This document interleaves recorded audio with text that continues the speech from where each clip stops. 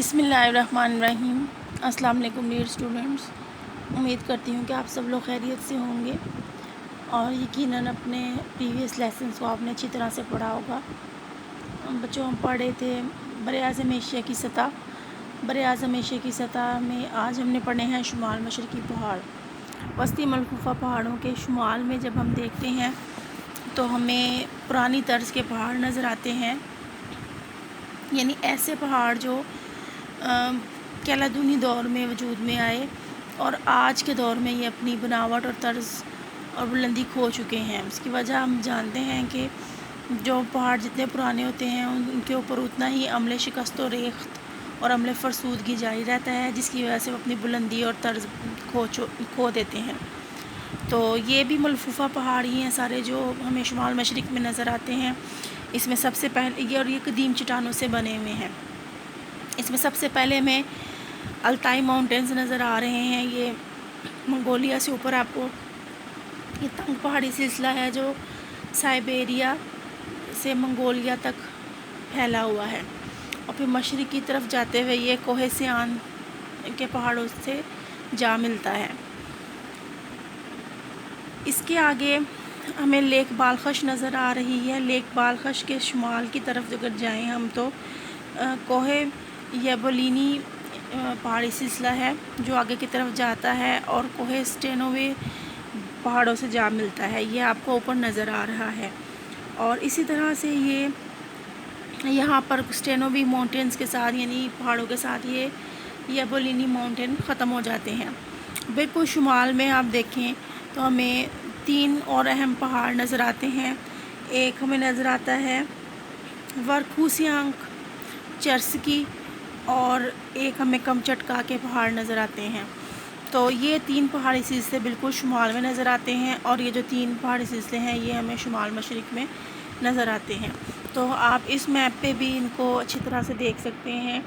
Altai mountains के ऊपर कोहे सियान और सियान से आप शुमाल मशरिक़ की तरफ जाएँ तो याबोलिनवी माउंटेन और उससे ऊपर जाएँ तो ये उसमें कोहे स्टेनोवाई माउंटेन में शामिल हो जाते हैं। और बिल्कुल जब हम शुमाल में जाएंगे तो हमें कमचटका के पहाड़, वर्खूसियांग और इसके चर्स्की के पहाड़ जो हैं वो यहाँ पर मिलेंगे। तो ये हैं हमारे शुमाल मशरिक़ी पहाड़। आगे है हमारा टॉपिक सतह मुर्तफ़ा तिब्बत। सतह मुर्तफ़ा तिब्बत सतह मुर्तफ़ा तिब्बत जो है हमने पहाड़ पढ़े थे क्योंलियोन और कोहे हिमालय। इनके दरमियान में एक बुलंद दुनिया की बुलंद तरीन सतह मुर्तफ़ा है और वो है सतह मुर्तफ़ा तिब्बत। इसे दुनिया की छत कहा जाता है। इसकी मशरिक़ी सतह यानी मशरिक़ी हिस्सा इसका सतह समंदर से 3660 मीटर बुलंद है और मगरबी हिस्सा इसका बंजर और गैराबाद है और 4880 मीटर इसकी बुलंदी है। ये सतह मुर्तफ़ा बर्फ़ पोश पहाड़ों और ग्लेशियर से ढकी हुई है और इसमें इसकी जो पहाड़ों की ज़्यादा से ज़्यादा गहराई है वो 6100 मीटर है। ये आपको सतह मुर्तफ़ा तिब्बत यहाँ नज़र आ रही होगी। हिमालय के ऊपर आप देखिए आपको सतह मुर्तफ़ा तिब्बत नज़र आ रही है। अच्छा, इस सतह मुर्तफ़ा में के शुमाल की तरफ अगर आएँ तो यहाँ पर हमें आबादी मिलती है, यानी शुमाल की तरफ जनूब की तरफ हमें आबादी मिलती है। आबादी क्यों मिलती है? यहाँ पे ब्रह्मपुत्र आपको पता है कि इंडिया का मशहूर दरिया है, उसकी वादी बनती है और वहाँ पर ये हमें आबादी मिलती है। इन्हीं वादियों में हमें लाहज़ा का इलाका और दूसरी बैनुल-अक़वामी सतह मुर्तफ़ा यहाँ पर हमें मिलती हैं, यानी जो दूसरी बाकी सतह मुर्तफ़ा हैं वो भी हमें इसमें नज़र आती हैं। तो वो भी आप इसमें से देख सकते हैं। इसमें तारम बेसन हमें मिलता है, उसके बाद जंगारीन बेसन मिलता है। सतह मुर्तफ़ा मगरबी ये देखें तारम बेसन के ऊपर ही जंगारीन बेसन मिलता है। उसके बाद जनूब मगरबी एशियाई सतह मुर्तफ़ा मिलती है और इसके अलावा सहराए गोबी हमें सतह मुर्तफ़ा तिब्बत के ही पास नज़र आता है। सतह मुर्तफ़ा तिब्बत के बारे में आपने 3-4 باتیں ضروری یاد رکھنی ہیں۔ ایک اسے دنیا کی چھت کہا جاتا ہے، اس کا مشرقی حصے کی اونچائی یا بلندی 3660 میٹر ہے، اور مغربی حصے کی بلندی یا اونچائی 4880 میٹر ہے۔ برف پوش پہاڑوں سے گھری ہوئی ہے، اور اس کے انہی پہاڑوں پر گلیشیئرز بھی بہت زیادہ پائے جاتے ہیں۔ اور اس کے ساتھ باقی میں نے آپ کو بتایا کہ دوسری جو مشہور آبادیاں ہیں وہ یہاں پر وہ بیسن ہیں، وہ ہمیں یہاں پر ملتے ہیں، جس میں تارم بیسن، زنگارین بیسن اور جنوب مغربی ایشیا کی سطح مرتفع اور صحرائے گوبی ہمیں یہاں پر نظر آتے ہیں۔ اس کے بعد آ جاتے ہیں جنوبی سطح مرتفع، یعنی بر اعظم ایشیا کے اگر ہم جنوب میں دیکھیں تو یہ یلو کلر میں ہمیں 3 سطح مرتفع نظر آ رہی ہیں۔ سطح مرتفع عرب، سطح مرتفع دکن اور سطح مرتفع یونان شان اور برما کی ریاستیں، یہ ہمیں 3 سطح مرتفع نظر آ رہی ہیں۔ تو نمبر 1 ہم کر لیتے ہیں سطح مرتفع عرب۔ عرب ہمیں نظر آ رہی ہے کہ بحیرہ کلزم کے اس کے مشرق میں ہے، اس کے مشرق میں خلیج فارس ہے، اور اس کے مغرب میں بحیرہ کلزم ہے۔ تو اس کے درمیان میں جو سطح مرتفع آتی ہے وہ سطح مرتفع عرب ہے۔ اس میں سعودی عرب کا سارا علاقہ شامل ہے، اور یہ ہمیں پتہ ہے کہ سعودی عرب کا سارا علاقہ ریگستانی اور کوہستانی ہے، یعنی چھوٹی چھوٹی پہاڑیاں ہیں اور ریگستان ہمیں نظر آتا ہے۔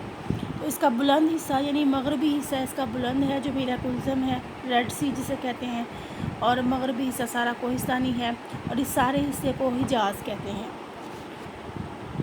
اچھا، جب ہم مغرب سے مشرق کی طرف چلتے ہیں تو اس کی ڈھلان آہستہ آہستہ ڈھلان ہوتا جاتا ہے علاقہ، یعنی بلندی کم ہوتی جاتی ہے اور ڈھلان ہوتا جاتا ہے، اور خلیج فارس تک یہ ایسے ہی چلتا ہے۔ مغرب میں کچھ پہاڑ نظر آتے ہیں جو تقریباً 900 میٹر بلند ہیں، چھوٹے پہاڑ ہیں، اور جنوب کی طرف یمن میں انہی پہاڑوں کی بلندی 3600 میٹر تک پہنچ جاتی ہے۔ اب یہاں ہمیں پتہ ہے کہ جنوب مغرب میں یمن اور مشرق میں عمان ہے، یہاں اس علاقے کو سارے علاقے کو نجد کہا جاتا ہے، یعنی عمان کے علاوہ یمن کے علاوہ باقی جو علاقہ ہے یہ نجد کہلاتا ہے، اور جو اوپر والا مغربی حصہ ہے اس کو ہم حجاز کہتے ہیں، اور یہ سارا علاقہ ریگستانی ہے، یہ ہمیں پتہ ہے۔ اس کے بعد ہے سطح مرتفع دکن۔ سطح مرتفع دکن میں بھارت کا سارا علاقہ شامل ہے، اور اس میں اس کی سطح ناہموار ہے، اور اس کے مشرقی اور مغربی کنارے بالکل ایسے کھڑے ہوئے ہیں جیسے چٹانیں کٹی ہوئی کھڑی ہوتی ہیں، اس طرح سے اس کے مغربی اور مشرقی کنارے کٹے ہوئے ہیں۔ اسکارپمنٹ جسے ہم کہتے ہیں ایک فیچر ہوتا ہے جغرافی میں، وہ ہم آگے پریکٹیکل میں پڑھیں گے تو آپ کو سمجھ آ جائے گا، ایسے یہ چٹانوں کی طرح کھڑے ہوئے ہیں۔ کیونکہ سطح مرتفع میں پتہ ہے کہ ناہموار ہوتی ہے، کہیں سے اونچی ہوتی ہے، کہیں سے پلین ہوتی ہے، تو اس کے کنارے یوں کھڑے ہیں۔ اس کا مغربی حصہ زیادہ بلند ہے، جس کی بلندی سطح سمندر سے 800 میٹر بلند ہے، اور اس سطح مرتفع کی اہم بات یہ ہے کہ اس کے 2 حصے کر دیے گئے ہیں، مشرقی اور مغربی۔ مشرقی حصے کو مشرقی گھاٹ کہا جاتا ہے، اور مغربی حصے کو مغربی گھاٹ کہا جاتا ہے۔ مغربی گھاٹ کے پہاڑ بحیرہ عرب کی طرف سے اگر ہم دیکھتے ہیں تو وہ ہمیں سیدھے نظر آتے ہیں، لیکن مشرقی گھاٹ کی پہاڑیاں جو ہیں وہ غیر مسلسل ہیں، یعنی کہیں پر موجود ہیں، کہیں نہیں، کہیں پہ پلین ہیں۔ اور سطح مرتفع دکن کے شمال میں شرقاً غرباً پھیلا ہوا کوہ ستپڑا کا سلسلہ بھی ہمیں نظر آتا ہے۔ کوہ ستپڑا کا سلسلہ جو ہے وہ بڑا مشہور سلسلہ ہے جو انڈیا میں پھیلا ہوا ہے، یہ شمال میں شرقاً غرباً یعنی مشرق سے مغرب کی طرف پھیلا ہوا ہے، اور یہی عظیم سلسلہ پھر آگے مشرق کی طرف جب جاتا ہے تو وہاں پر یہ میکال اور مہادیو کی پہاڑیوں کی صورت اختیار کر لیتا ہے۔ اور اس سطح مرتفع کے جو ساحل ہیں وہ شکستہ نہیں ہیں، یعنی شکستہ ٹوٹے پھوٹے نہیں ہیں۔ جن علاقوں کے یعنی جن ساحلی علاقوں کے ساحل ہیں وہ کٹے پٹے ہوں، وہاں پر زیادہ بندرگاہیں ہوتی ہیں، کیونکہ اس کا ساحل زیادہ کٹا پٹا نہیں ہے، اس لیے یہاں پر قدرتی بندرگاہیں بہت کم ہیں۔ تو یہ بچوں اب آپ نے اچھی طرح سے کرنے ہیں، سطح مرتفع تبت کو بہت اچھی طرح سے کرنا ہے، شمال مشرقی پہاڑ میں پہاڑوں کے اختتام اچھی طرح سے پڑھ لینے ہیں، اور باقی آپ جنوبی سطح مرتفع میں آپ کی ایک سطح مرتفع رہ گئی ہے یونان شان، اور برما کی ریاستیں، یہ ہم انشاءاللہ نیکسٹ لیکچر میں ہم اس کو کور کریں گے. تو تب تک آپ اپنا خیال رکھیے گا. اللہ حافظ.